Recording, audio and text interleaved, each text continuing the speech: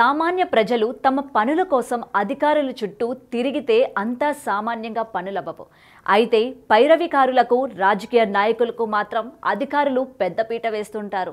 సొంత పనులైతే ఎలానో ఒకలాగా బతిమిలాడి చేయించుకుంటారు. కానీ ఓ వ్యక్తి ఓ ప్రజా సమస్యలపై అధికారుల చుట్టూ వందల వేల సార్లు తిరిగాడు. అయినా ఎవరూ చలించడం లేదు, పైగా అవమానించారు. దీంతో కోపోద్రిక్తుడైన ఆ వ్యక్తి కనీ విని ఎరుగని రీతిలో వినూత్న నిరసన చేపట్టాడు. దెబ్బకు దిగివచ్చిన అధికారులు అతడికి బతిమిలాడుకొని పని చేసి పెట్టారు. ఎవరా వ్యక్తి, ఏంటా పని, ఇప్పుడు తెలుసుకుందాం.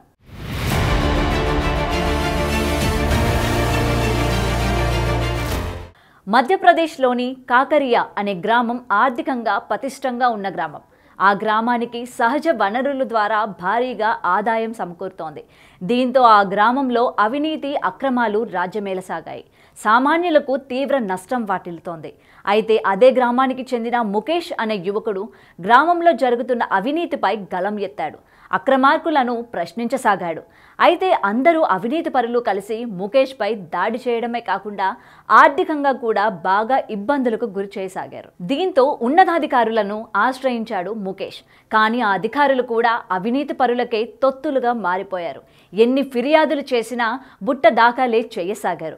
అలా 7 సంవత్సరాల నుంచి ముఖేష్ అధికారుల చుట్టూ ప్రదక్షిణలు చేస్తూనే ఉన్నాడు.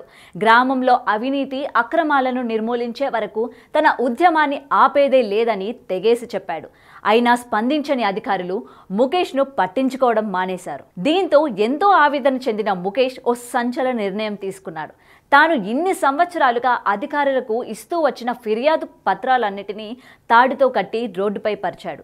దాదాపు 100 మీటర్లు పొడవున్న ఆ ఫిర్యాదు పత్రాలు తాడును లాక్కుంటూ, పొర్లుదండాలు పెట్టుకుంటూ, అర్ధనగ్నంగా పాక్కుంటూ కలెక్టర్ కార్యాలయానికి వచ్చి తీవ్ర స్థాయిలో నిరసన తెలిపాడు. అది తెలుసుకున్న కలెక్టర్ వెంటనే స్పందించాడు. ముఖేష్ వద్దకు వచ్చి కాకరియా గ్రామంలో జరిగిన అవినీతిపై కమిటీ ఏర్పాటు చేస్తానని హామీ ఇచ్చాడు. దీంతో నిరసన విరమించుకొని ముఖేష్ కలెక్టర్కు కృతజ్ఞతలు తెలిపాడు. అయితే ఈ నిరసనను ఎవరో వీడియో తీసి నెట్టింట్లో పెట్టారు. ఇంకేముంది, ముఖేష్ పోరాటాన్ని ప్రతి ఒక్కరూ ప్రశంసిస్తున్నారు. సామాన్యుడి దెబ్బ అధికారుల అబ్బా అని సామాన్యుడికి మండింది, అధికారులకు మదం దిగింది అంటూ కామెంట్లు పెడుతున్నారు. మరి దీనిపై మీరేమంటారో కూడా కామెంట్ సెక్షన్లో తెలియజేయండి.